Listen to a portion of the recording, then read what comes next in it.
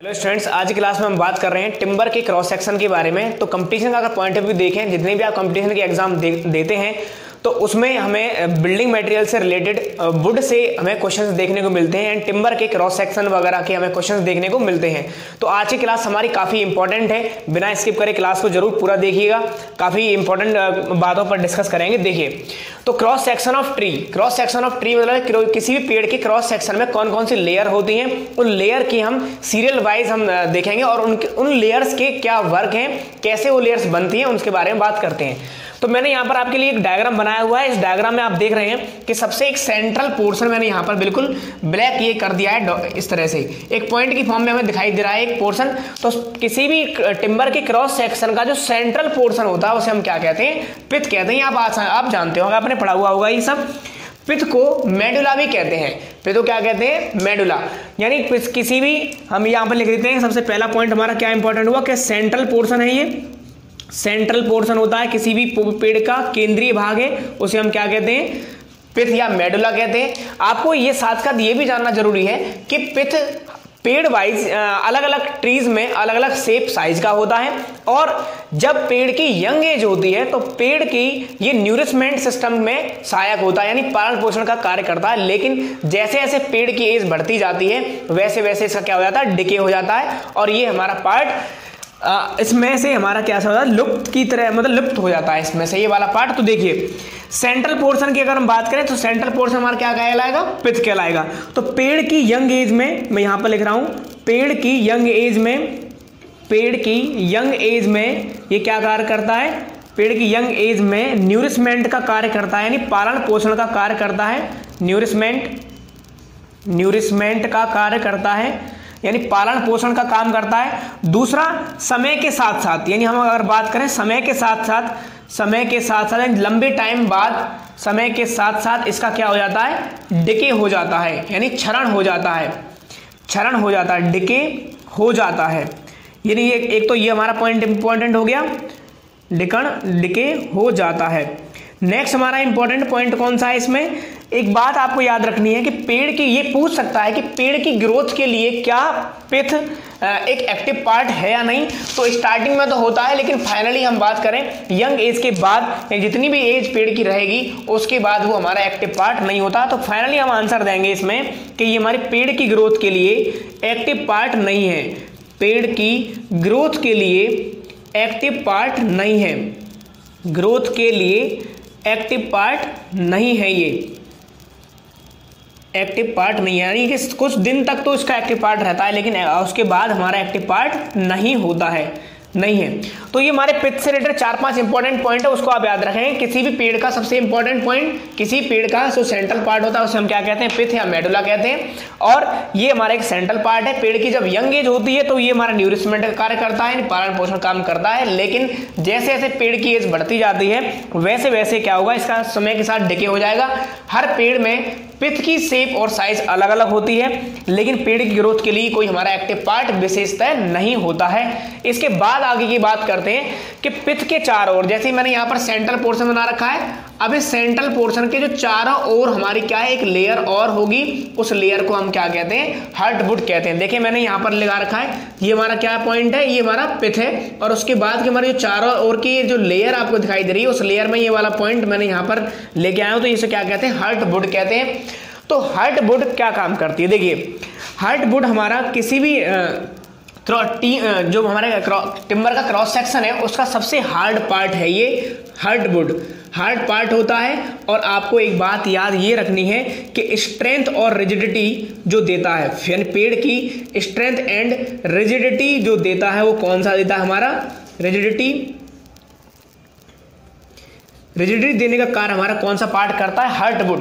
तो आपको क्या इंपॉर्टेंट बात याद रखनी है कि हार्टवुड किसी भी टिम्बर के क्रॉस सेक्शन में पिथ के चारों ओर की लेयर होती है, और साथ के साथ ये भी याद रखना है कि ये हमारा किसी भी पेड़ के टिम्बर क्रॉस सेक्शन का हार्ड पार्ट है, और ये स्ट्रेंथ एंड रिजिडिटी दोनों ही प्रोवाइड करता है। दूसरी सबसे इंपॉर्टेंट बात आपको याद रखनी है कि ये भी पेड़ की ग्रोथ के लिए एक्टिव पार्ट नहीं है, ये आपको पूरा लिखना है, एक्टिव पार्ट नहीं है। पेड़ की ग्रोथ के लिए ये भी हमारा क्या है, एक्टिव पार्ट नहीं है, यानी पेड़ की ग्रोथ में इसका भी कोई सहयोग नहीं होता है। आगे बात करें कि अब देखिए हमने पहली लेयर बात की, हमने कौन सी, पिथ सेंट्रल पोर्शन, दूसरा हमारा उसके चारों ओर की लेयर हार्डवुड।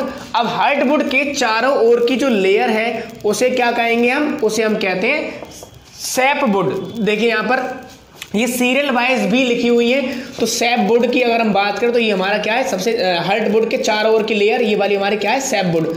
सैपवुड क्या है, एक इंपॉर्टेंट पार्ट होता है किसी भी टिम्बर के क्रॉस सेक्शन का। तो यहाँ पर बात करेंगे, ये स्ट्रेंथ प्रोवाइड नहीं करता, यानी इसमें कोई भी स्ट्रेंथ नहीं होती है, स्ट्रेंथ नहीं होती है इसके अंदर, सबसे इंपॉर्टेंट बात। दूसरा इंपॉर्टेंट पार्ट आपको क्या याद रखना है, नेक्स्ट हमें याद रखना है कि टिम्बर के क्रॉस सेक्शन में ये क्या करता है हमारा, जाइलम, यानी जाइलम क्या मतलब, जाइलम का मतलब है ये वाटर प्लस मिनरल का ट्रांसपोर्टेशन करता है। क्या काम करता है, वाटर प्लस मिनरल का ट्रांसपोर्टेशन करता है। कौन, सैपवुड, ट्रांसपोर्टेशन, यानी इसका क्या करता है, परिवहन करता है इसके अंदर। तो देखिए सैपवुड क्या है कि पेड़ की ग्रोथ के लिए एक एक्टिव पार्ट हो गया। अगर ये वाटर प्लस मिनरल का ट्रांसपोर्टेशन कर रहा है पेड़ में, इसका मतलब क्या है, ग्रोथ के लिए एक्टिव पार्ट है। पेड़ की ग्रोथ के लिए पेड़ को बढ़ाने के लिए क्या है, एक एक्टिव पार्ट है। ये हमें याद रखना है कि पेड़ की ग्रोथ के लिए एक एक्टिव पार्ट है, कौन, सैपवुड। तो देखिए हमारा अगला क्वेश्चन हमारा इस तरीके से पूछा जाता है कि सैपवुड और पिथ के बीच के लेयर को क्या कहते हैं, हार्डवुड। इसी तरह से पिथ और सैपवुड के बीच हार्डवुड और कैम्बियम लेयर के बीच की लेयर को क्या कहते हैं, सैपवुड। और इनर बार्क और सैपवुड के बीच की लेयर को क्या कहते हैं हम, कैम्बियम लेयर। इस तरह से हमारे क्वेश्चन कुछ भी इसमें इंपॉर्टेंट पूछ सकता है, और ज्यादातर यही पूछता है वो कि किस बीच दो सैपवुड देगा और आपको पिथ देगा और पूछेगा कि इसके अंदर की जो बीच की लेयर है उसे क्या कहते हैं। तो ये आपको सीरियल वाइज लिखे हुए, इसलिए मैंने ये सबसे इंपॉर्टेंट जो पहला सवाल बनता है वो तो मैंने यहीं पर आपको फिनिश कर दिया। आप ये सीरियल वाइज देख लें कि किसके बीच की लेयर को क्या कहते हैं। अब देखिए हम कौन कौन सी बात कर चुके हैं। एक तो हम सैपवुड की बात हो गई, पिथ, हार्डवुड, उसके बाद सैपवुड। सैपवुड में कोई स्ट्रेंथ नहीं होती। इसी तरह से सैपवुड की तरह ही हमारा क्या होता है, कैम्बियम लेयर। कैम्बियम लेयर भी क्या होती है, ये हमारा जाइलम का ट्रांसपोर्टेशन करते हैं, हमारे फ्लोएम का ट्रांसपोर्टेशन करते हैं, सैप सेल्स टिश्यू का हमारा ट्रांसपोर्ट करते हैं। तो इसमें जो हमारे सारे सैप वगैरह बनता है, तो यानी हम कहेंगे सैप बनता कहां पर है, सैप बनता है इस लेयर में, सैप बनता है कैम्बियम लेयर में। और अगला पार्ट याद रखना है कि ये एक्टिव पार्ट है, पेड़ की ग्रोथ के लिए एक्टिव पार्ट है। ये भी पेड़ की ग्रोथ के लिए एक एक्टिव पार्ट है, पेड़ की ग्रोथ कराने में सहायक होता है। किसी भी वजह से अगर किसी भी टिम्बर के क्रॉस सेक्शन में या किसी भी ट्री में कैम्बियम लेयर एटमॉस्फेयर कांटेक्ट में आ जाएगी तो पेड़ क्या हो जाएगा, मर जाएगा। यहां पर लिख दे रहा हूं मैं, कैम्बियम लेयर एटमॉस्फेयर के कांटेक्ट में, एटीएम का मतलब है एटमॉस्फेयर के कांटेक्ट में अगर आ जाएगी, कांटेक्ट में आने पर हमारा क्या हो जाएगा, आने पर पेड़ मर जाता है, यानी पेड़ डेड हो जाएगा, पेड़ मर जाता है। यानी हमारा एक तो एक्टिव पार्ट है, सैप बनता है इस लेयर में और फ्लोएम का ट्रांसपोर्टेशन करता है। तो ये कौन सी लेयर हो गई हमारी, कैम्बियम लेयर। तो इसमें कैम्बियम लेयर से और क्या बन सकता है, इंपॉर्टेंट क्वेश्चन, कैम्बियम लेयर से ये भी बन सकता है कि सैपवुड और इनर बार्क के बीच की लेयर कौन सी होती है, कैम्बियम लेयर। या फिर ये बन सकता है कि कैम्बियम लेयर से आगे और कैम्बियम लेयर से पीछे हमारी कौन सी लेयर होती है, उसे हम कहते हैं सैपवुड और इनर बार्क। तो यहाँ पर हमने कौन सा पार्ट डिस्कस किया, एक तो पिथ हो गया, उसके बाद हमारी कौन सी होगी, हार्डवुड, उसके बाद सैपवुड, उसके बाद की जो हमारी लेयर है वो क्या है, हमारी कैम्बियम लेयर। अब हम कहाँ पहुंच चुके हैं, यहाँ पर। तो ये हमारे कैम्बियम लेयर बनेगी। अब कैम्बियम लेयर को प्रोटेक्ट कौन करता है, तो हम कहेंगे इनर बार्क। यानी इनर बार्क क्या है, आउटर बार्क और कैम्बियम लेयर के बीच की। तो हम यहां पर करेंगे कैम्बियम लेयर को प्रोटेक्ट करता है, ये कैम्बियम लेयर को प्रोटेक्ट करता है कौन, इनर बार्क को प्रोटेक्ट करता है, यानी सुरक्षा करता है कैम्बियम लेयर की। तो उसे क्या कहते हैं, इनर बार्क कहते हैं। और सबसे लास्ट में हमारी जो एटमॉस्फेयर कांटेक्ट में है, आप देख रहे हैं यहां पर, सबसे पहला मैंने क्या बताया, पिथ, उसके बाद में हार्डवुड, उसके बाद में सैपवुड, उसके बाद में कैम्बियम लेयर, उसके बाद में ये लेयर हमारी होगी इनर बार्क, और सबसे आउटर जो लेयर है उसे हम कहते हैं आउटर बार्क। तो यहां पर कहेंगे एटमॉस्फेयर कांटेक्ट, एटमॉस्फेयर अटैक से हमारे क्या करता है, एटमॉस्फेयर अटैक से कौन लेयर सुरक्षा करती है, या पूरी टिम्बर को क्रॉस सेक्शन को जो सुरक्षा प्रदान करता है वो क्या करता है, हमारा आउटर बार्क। तो एटमॉस्फेयर अटैक से प्रोटेक्शन देता है, प्रोटेक्शन देता है कौन सा, आउटर बार्क। ये हमें याद रखना है। ये सारे हमारे इंपॉर्टेंट पार्ट थे और किसी भी टिम्बर के क्रॉस सेक्शन से रिलेटेड हमारे इतने क्वेश्चंस हमारे पूछे जा सकते हैं। अगला हमारा याद रखना है आपको कि जितने भी रिंग्स बन रहे हैं इनको हम कहते हैं एनुअल रिंग्स। एनुअल रिंग्स हमारे क्या हैं, जितने भी रिंग्स यहाँ पर बन रहे हैं आप देख रहे हैं लगातार हमारे यहाँ पर अभी इनर बार्क आई, फिर उसके बाद में कौन सी आई, आउटर बार्क आई। तो ये हमारे इतने जो लेयर्स बनी है ये हमारी आउटर बार्क है।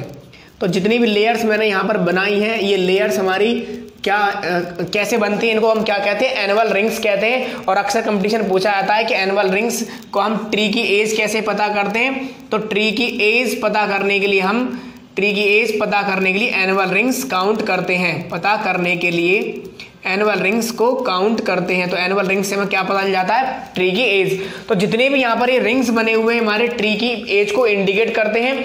दूसरा एक इंपॉर्टेंट पॉइंट आपको याद रखना है, रेडियल या मॉड्यूलर रेज। ये काफी ज्यादा इंपॉर्टेंट है, देखिए जरा उसको समझते हैं क्या है। पिथ के यानी किसी भी टिम्बर के क्रॉस सेक्शन के सेंट्रल पोर्शन से जो रेडियल डायरेक्शन में हमारी क्या होती हैं, जो रेज जाती हैं, इस तरह से जाती हुई हमें एक रेखाएं नजर आती हैं, उन्हें हम क्या कहते हैं, इन्हें रेडियल रेज, क्योंकि ये रेडियली जा रही है, त्रिज्यिक जा रही है, या इनको मॉड्यूलर रेज हम कहते हैं। तो अब ये क्या काम करती हैं आपको याद रखना है, इसका वर्क क्या है। मॉड्यूलर रेज का वर्क है सेप एंड हर्टवुड को क्या करता है, ये अपनी जगह, अपनी पोजीशन में, हर्टवुड को उसकी पोजीशन में बनाए रखता है। यानी जिस पोजीशन में ये है उनको बनाए रखने का काम कौन सा करता है, मॉड्यूलर रेज पोजीशन में बनाए रखने का काम करता है। तो ये बहुत ही इंपॉर्टेंट पॉइंट है, इसको आपको याद रखना है कि मॉड्यूलर रेज को हम क्या कहते हैं, रेडियल रेज। और रेडियल रेज क्यों बोला, क्योंकि ये पिथ के सेंट्रल पोर्शन से आउटवर्ड डायरेक्शन में, बाहर की ओर जाने वाली, रेडियल डायरेक्शन में जाने वाली होती हैं। और ये कहां तक होती हैं, ये हमारी कैम्बियम लेयर तक होती हैं। और ये काम क्या करती हैं, ये सैपवुड और हार्डवुड को उसकी पोजीशन में, उसको अपनी स्थिति में बनाए रखने का काम करती हैं, जिन्हें हम क्या कहते हैं, मॉड्यूलर रेज। ध्यान रखेंगे एक बात, स्ट्रेंथ हमारी किसकी वजह से आ रही है, स्ट्रेंथ आ रही है हार्डवुड और रिजिडिटी की वजह से। ये सबसे मोस्ट इंपॉर्टेंट पॉइंट है, आपको आगे वाले टॉपिक में मैं बताऊंगा, वहां पर भी रिवाइंड कराऊंगा दोबारा से। लेकिन यहां पर भी आप समझ लीजिए कि हार्डवुड क्या है, हार्डवुड एक ऐसा पार्ट है किसी भी टिम्बर के क्रॉस सेक्शन में जो उसको स्ट्रेंथ और रिजिडिटी देता है। लेकिन देखिए स्ट्रेंथ और रिजिडिटी दे रहा है, लेकिन हार्डवुड को उसकी पोजीशन में बना के किसने रख रखा है, रेडियल ये रेज ने या मॉड्यूलर रेज ने। इसका मतलब ये हुआ कि जब हम पेड़ों की कटाई करते हैं और जब हम इसको इंजीनियरिंग टिम्बर में यूज करके लाते हैं, इनके तख्ते वगैरह बनाते हैं, तो पूछा जाता है कि कौन सी किस विधि से हम टिम्बर को कटाई करें जिससे हमें मैक्सिमम स्ट्रेंथ मिले। तो ध्यान दीजिए, ऐसा कोई भी मेथड जो मॉड्यूलर रेज को काट देगा तो वो क्या करेगा, वो हमारे स्ट्रेंथ को रिड्यूस कर देगा। लेकिन मॉड्यूलर रेज पर पैरेलल जो भी काटेगा, यानी ऐसा मेथड जो मॉड्यूलर रेज के इस तरह से कटाई करे, ऐसे टिम्बर का सेक्शन निकाले, इस तरह से ऐसे जो टिम्बर का सेक्शन निकालेगा उसे हम क्या कहते हैं, उसे हम कहते हैं सबसे मैक्सिमम स्ट्रेंथ वाला प्रोसेस होता है वो हमारा। तो यानी मॉड्यूलर रेज जो है, मॉड्यूलर रेज क्या करती है, स्ट्रेंथ हार्डवुड को अपनी पोजीशन बनाए रखती है। और अगर कोई भी मेथड से जब हम पेड़ की कटाई करते हैं इसको यूज करने के लिए, तब हम देखेंगे अगर किसी भी मेथड ने, यानी हमारे 4-5 मेथड है, tangential method, radial method, quarter method या ऑर्डिनरी मेथड, तो उनमें सबसे ज्यादा स्ट्रेंथ हमारी किसकी होती है, सबसे ज्यादा स्ट्रेंथ हमें मिलती है उस मेथड से जो इसको इस तरीके से रेडियली काटता है। तो ये हमारा जो रेडियल मेथड हम यूज करते हैं उससे हमें मैक्सिमम स्ट्रेंथ हमें इसमें मिलती है।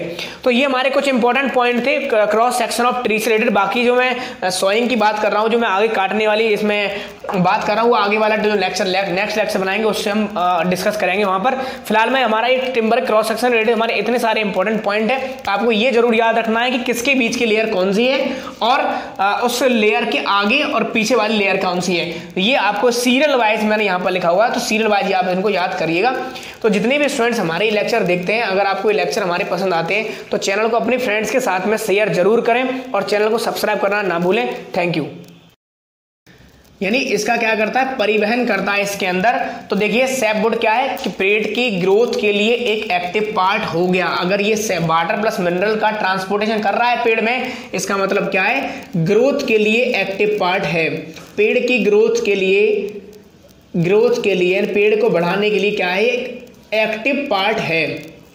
ये हमें याद रखना है कि पेड़ की ग्रोथ के लिए एक एक्टिव पार्ट है कौन, सैपवुड।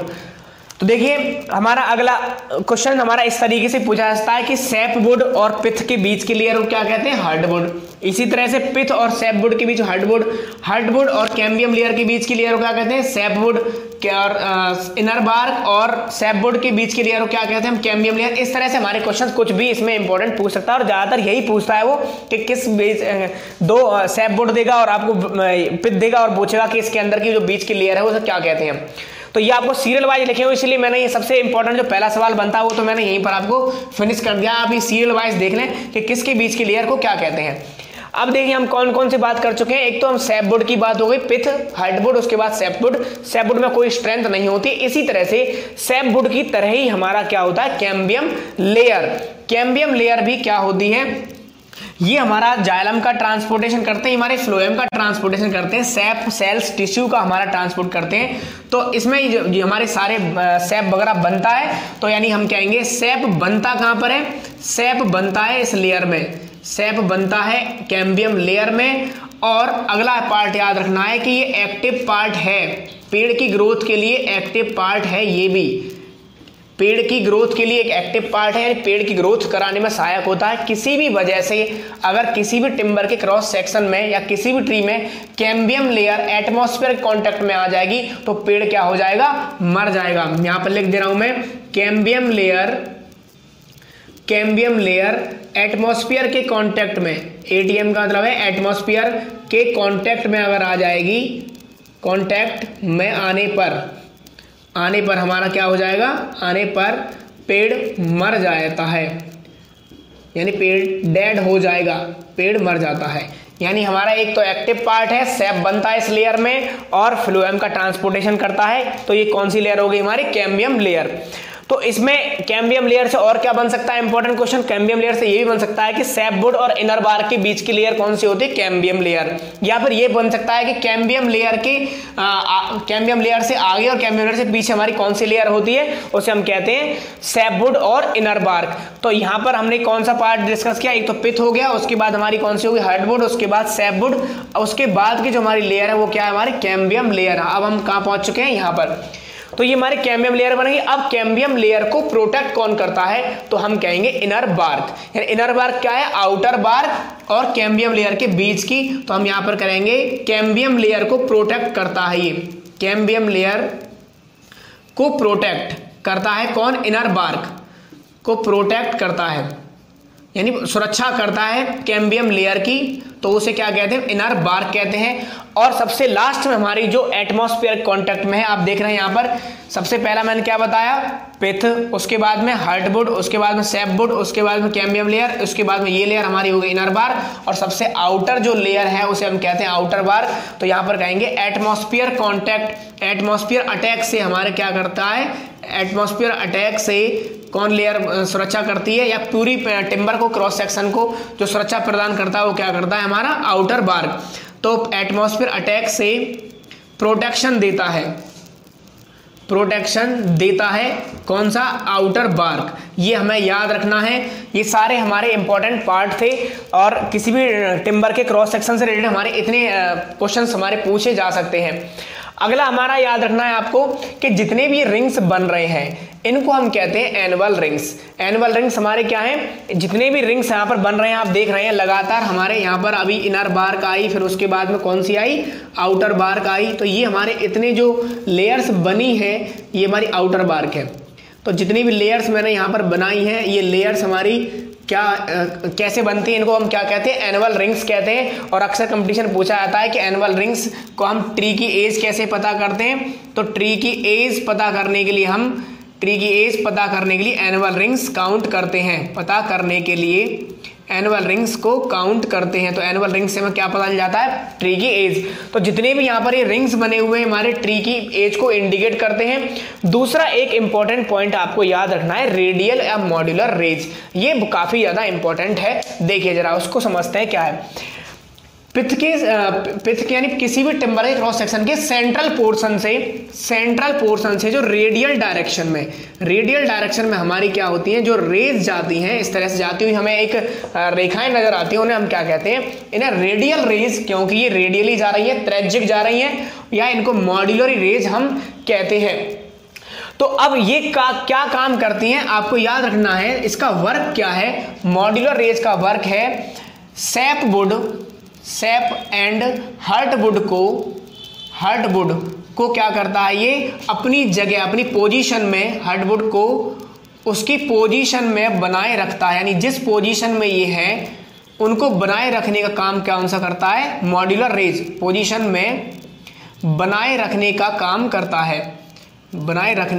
करता है। तो ये बहुत ही इंपॉर्टेंट पॉइंट है, इसको आपको याद रखना है कि मॉड्यूलर रेज को हम क्या कहते हैं, रेडियल रेज। और रेडियल रेज क्यों बोला, क्योंकि पिथ के सेंट्रल पोर्शन से आउटवर्ड डायरेक्शन में, बाहर की ओर जाने वाली, रेडियल डायरेक्शन में जाने वाली होती हैं।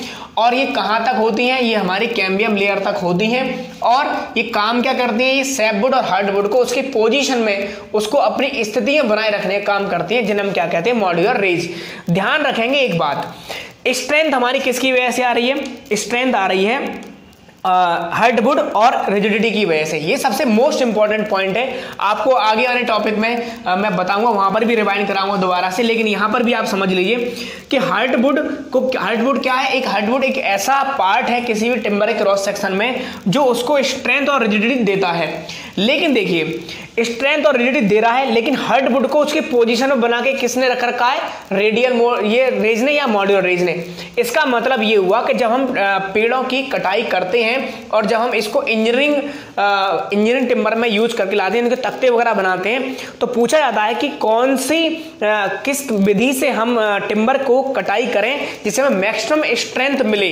तो ध्यान दीजिए, ऐसा कोई भी मेथड जो मॉड्यूलर रेज को काट देगा तो वो क्या करेगा, वो हमारे स्ट्रेंथ को रिड्यूस कर देगा, लेकिन मॉड्यूलर रेज पर पैरेलल जो भी काटेगा, यानी ऐसा मेथड जो मॉड्यूलर रेज के इस तरह से कटाई करे, ऐसे टिम्बर का सेक्शन निकाले, इस तरह से ऐसे जो टिम्बर का सेक्शन निकालेगा उसे हम क्या कहते हैं, उसे हम कहते हैं। सबसे इंपॉर्टेंट बात, दूसरा इंपॉर्टेंट पार्ट आपको क्या याद रखना है, नेक्स्ट हमें याद रखना है कि टिम्बर के क्रॉस सेक्शन में ये क्या करता है, हमारा जाइलम, यानी जाइलम क्या मतलब, जाइलम का मतलब है ये वाटर प्लस मिनरल का ट्रांसपोर्टेशन करता है। क्या काम करता है, वाटर प्लस मिनरल का ट्रांसपोर्टेशन करता है। कौन, सैपवुड, ट्रांसपोर्टेशन, यानी इसका क्या करता है, परिवहन करता है इसके अंदर। तो देखिए सैपवुड क्या है कि पेड़ की ग्रोथ के लिए एक एक्टिव पार्ट हो गया। अगर ये वाटर प्लस मिनरल का ट्रांसपोर्टेशन कर रहा है पेड़ में, इसका मतलब क्या है, ग्रोथ के लिए एक्टिव पार्ट है। पेड़ की ग्रोथ के लिए पेड़ को बढ़ाने के लिए क्या है, एक एक्टिव पार्ट है। ये हमें याद रखना है कि पेड़ की ग्रोथ के लिए एक एक्टिव पार्ट है। कौन, सैपवुड। तो देखिए हमारा अगला क्वेश्चन हमारा इस तरीके से पूछा जाता है कि सैपवुड और पिथ के बीच के लेयर को क्या कहते हैं, हार्डवुड। इसी तरह से पिथ और सैपवुड के बीच हार्डवुड और कैम्बियम लेयर के बीच की लेयर को क्या कहते हैं, सैपवुड। और इनर बार्क और सैपवुड के बीच की लेयर को क्या कहते हैं हम, कैम्बियम लेयर। इस तरह से हमारे क्वेश्चन कुछ भी इसमें इंपॉर्टेंट पूछ सकता है, और ज्यादातर यही पूछता है वो कि किस बीच दो सैपवुड देगा और आपको पिथ देगा और पूछेगा कि इसके अंदर की जो बीच की लेयर है उसे क्या कहते हैं। तो ये आपको सीरियल वाइज लिखे हुए, इसलिए मैंने ये सबसे इंपॉर्टेंट जो पहला सवाल बनता है वो तो मैंने यहीं पर आपको फिनिश कर दिया। आप ये सीरियल वाइज देख लें कि किसके बीच की लेयर को क्या कहते हैं। अब देखिए हम कौन कौन सी बात कर चुके हैं। एक तो हम सैपवुड की बात हो गई, पिथ, हार्डवुड, उसके बाद सैपवुड। सैपवुड में कोई स्ट्रेंथ नहीं होती। इसी तरह से सैपवुड की तरह ही हमारा क्या होता है, कैम्बियम लेयर। कैम्बियम लेयर भी क्या होती है, ये हमारा जाइलम का ट्रांसपोर्टेशन करते हैं, हमारे फ्लोएम का ट्रांसपोर्टेशन करते हैं, सैप सेल्स टिश्यू का हमारा ट्रांसपोर्ट करते हैं। तो इसमें जो हमारे सारे सैप वगैरह बनता है, तो यानी हम कहेंगे सैप बनता कहां पर है, सैप बनता है इस लेयर में, सैप बनता है कैम्बियम लेयर में। और अगला पार्ट याद रखना है कि ये एक्टिव पार्ट है, पेड़ की ग्रोथ के लिए एक्टिव पार्ट है ये भी। पेड़ की ग्रोथ के लिए एक एक्टिव पार्ट है, यानी पेड़ की ग्रोथ कराने में सहायक होता है। किसी भी वजह से अगर किसी भी टिम्बर के क्रॉस सेक्शन में या किसी भी ट्री में कैम्बियम लेयर एटमॉस्फेयर कांटेक्ट में आ जाएगी तो पेड़ क्या हो जाएगा, मर जाएगा। यहां पर लिख दे रहा हूं मैं, कैम्बियम लेयर एटमॉस्फेयर के कांटेक्ट में, एटीएम का मतलब है एटमॉस्फेयर के कांटेक्ट में अगर आ जाएगी, कांटेक्ट में आने पर हमारा क्या हो जाएगा, आने पर पेड़ मर जाता है, यानी पेड़ डेड हो जाएगा, पेड़ मर जाता है। यानी हमारा एक तो एक्टिव पार्ट है, सैप बनता है इस लेयर में और फ्लोएम का ट्रांसपोर्टेशन करता है। तो ये कौन सी लेयर होगी हमारी, कैम्बियम लेयर।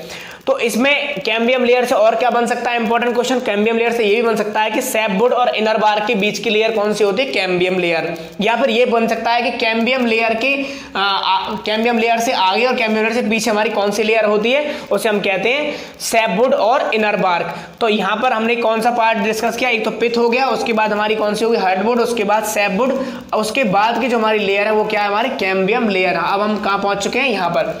तो ये हमारे कैम्बियम लेयर बनेगी। अब कैम्बियम लेयर को प्रोटेक्ट कौन करता है, तो हम कहेंगे इनर बार्क। यानी इनर बार्क क्या है, आउटर बार्क और कैम्बियम लेयर के बीच की। तो हम यहां पर करेंगे कैम्बियम लेयर को प्रोटेक्ट करता है, ये कैम्बियम लेयर को प्रोटेक्ट करता है कौन, इनर बार्क को प्रोटेक्ट करता है, यानी सुरक्षा करता है कैम्बियम लेयर की। तो उसे क्या कहते हैं, इनर बार्क कहते हैं। और सबसे लास्ट में हमारी जो एटमॉस्फेयर कांटेक्ट में है, आप देख रहे हैं यहां पर, सबसे पहला मैंने क्या बताया, पिथ, उसके बाद में हार्डवुड, उसके बाद में सैपवुड, उसके बाद में कैम्बियम लेयर, उसके बाद में ये लेयर हमारी हो गई इनर बार्क, और सबसे आउटर जो लेयर है उसे हम कहते हैं आउटर बार्क। तो यहां पर कहेंगे एटमॉस्फेयर कांटेक्ट, एटमॉस्फेयर अटैक से हमारे क्या करता है, एटमॉस्फेयर अटैक से कौन लेयर सुरक्षा करती है, या पूरी टिम्बर को, क्रॉस सेक्शन को जो सुरक्षा प्रदान करता है वो क्या करता है, हमारा आउटर बार्क। तो एटमॉस्फेयर अटैक से प्रोटेक्शन देता है कौन सा, आउटर बार्क। ये हमें याद रखना है। ये सारे हमारे इंपॉर्टेंट पार्ट थे और किसी भी टिम्बर के क्रॉस सेक्शन से रिलेटेड हमारे इतने क्वेश्चंस हमारे पूछे जा सकते हैं। अगला हमारा याद रखना है आपको कि जितने भी रिंग्स बन रहे हैं इनको हम कहते हैं एनुअल रिंग्स। एनुअल रिंग्स हमारे क्या हैं, जितने भी रिंग्स यहाँ पर बन रहे हैं, आप देख रहे हैं लगातार हमारे यहाँ पर अभी इनर बार्क आई, फिर उसके बाद में कौन सी आई, आउटर बार्क आई। तो ये हमारे इतने जो लेयर्स बनी है ये हमारी आउटर बार्क है। तो जितनी भी लेयर्स मैंने यहाँ पर बनाई हैं ये लेयर्स हमारी क्या कैसे बनती है, इनको हम क्या कहते हैं, एनुअल रिंग्स कहते हैं। और अक्सर कंपटीशन पूछा जाता है कि एनुअल रिंग्स को हम ट्री की एज कैसे पता करते हैं। तो ट्री की एज पता करने के लिए हम एनुअल रिंग्स काउंट करते हैं, पता करने के लिए एनुअल रिंग्स को काउंट करते हैं। तो एनुअल रिंग्स से हमें क्या पता चल जाता है, ट्री की एज। तो जितने भी यहाँ पर ये रिंग्स बने हुए हैं हमारे ट्री की एज को इंडिकेट करते हैं। दूसरा एक इंपॉर्टेंट पॉइंट आपको याद रखना है, रेडियल या मॉड्यूलर रेज। ये काफी ज्यादा इंपॉर्टेंट है, देखिए जरा उसको समझते हैं क्या है। पिथ के यानी किसी भी टिम्बर के क्रॉस सेक्शन के सेंट्रल पोर्शन से जो रेडियल डायरेक्शन में हमारी क्या होती हैं, जो रेज जाती हैं, इस तरह से जाती हुई हमें एक रेखाएं नजर आती हैं, उन्हें हम क्या कहते हैं, इन्हें रेडियल रेज, क्योंकि ये रेडियली जा रही है, त्रिज्यिक जा रही है, या इनको मॉड्यूलर रेज हम कहते हैं। तो अब ये क्या काम करती हैं आपको याद रखना है। क्या कहते हैं, सैपवुड और इनर बार्क और सैपवुड के बीच की लेयर को क्या कहते हैं हम, कैम्बियम लेयर। इस तरह से हमारे क्वेश्चन कुछ भी इसमें इंपॉर्टेंट पूछ सकता है और ज्यादातर यही पूछता है वो कि किस बीच दो सैपवुड देगा और आपको पिथ देगा और पूछेगा कि इसके अंदर की जो बीच की लेयर है उसे क्या कहते हैं। तो ये आपको सीरियल वाइज लिखे हुए, इसलिए मैंने ये सबसे इंपॉर्टेंट जो पहला सवाल बनता है वो तो मैंने यहीं पर आपको फिनिश कर दिया। आप ये सीरियल वाइज देख लें कि किसके बीच की लेयर को क्या कहते हैं। अब देखिए हम कौन कौन सी बात कर चुके हैं। एक तो हम सैपवुड की बात हो गई, पिथ, हार्डवुड, उसके बाद सैपवुड। सैपवुड में कोई स्ट्रेंथ नहीं होती। इसी तरह से सैपवुड की तरह ही हमारा क्या होता है, कैम्बियम लेयर। कैम्बियम लेयर भी क्या होती है, ये हमारा जाइलम का ट्रांसपोर्टेशन करते हैं, हमारे फ्लोएम का ट्रांसपोर्टेशन करते हैं, सैप सेल्स टिश्यू का हमारा ट्रांसपोर्ट करते हैं। तो इसमें ये हमारे सारे सैप वगैरह बनता है। तो यानी हम कहेंगे सैप बनता कहां पर है, सैप बनता है इस लेयर में, सैप बनता है कैम्बियम लेयर में। और अगला पार्ट याद रखना है कि ये एक्टिव पार्ट है, पेड़ की ग्रोथ के लिए एक्टिव पार्ट है। ये भी पेड़ की ग्रोथ के लिए एक एक्टिव पार्ट है, यानी पेड़ की ग्रोथ कराने में सहायक होता है। किसी भी वजह से अगर किसी भी टिम्बर के क्रॉस सेक्शन में या किसी भी ट्री में कैम्बियम लेयर एटमॉस्फेयर के कांटेक्ट में आ जाएगी तो पेड़ क्या हो जाएगा, मर जाएगा। यहां पर लिख दे रहा हूं मैं, कैम्बियम लेयर एटमॉस्फेयर के कांटेक्ट में, एटीएम का मतलब है एटमॉस्फेयर के कांटेक्ट में अगर आ जाएगी, कांटेक्ट में आने पर हमारा क्या हो जाएगा, आने पर पेड़